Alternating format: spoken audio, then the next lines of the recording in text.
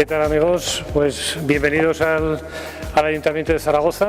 Daros la bienvenida, desearos lo mejor para esta temporada, tanto al equipo, al cuerpo técnico, al club en general.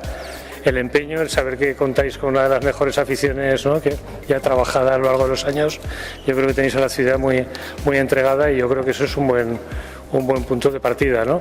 Que vaya bien la temporada, mucho ánimo y a recoger triunfos, o por lo menos a mantener ahí la cabeza bien alta. Muchas gracias.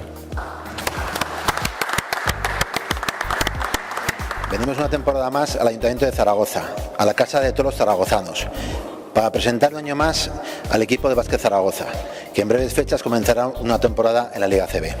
Deseamos que este equipo sea la expresión sobre el parqué de la imagen que comparte con el escudo de nuestra ciudad, el emblema de un león.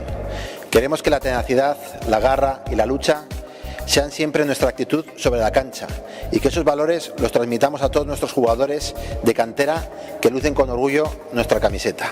Un año más la afición nos sigue apoyando, al igual que un buen número de empresas aragonesas que creen en nuestro proyecto, y la inmensa mayoría. Llevan muchos años apoyando esta aventura de baloncesto. Ojalá se unan otras muchas para seguir construyendo Aragón. Mientras tanto, seguiremos disfrutando de lo que más nos gusta, el baloncesto, y lo haremos en la ciudad que más amamos, Zaragoza. Nada más, muchas gracias a todos y aupa técnico en Zaragoza siempre.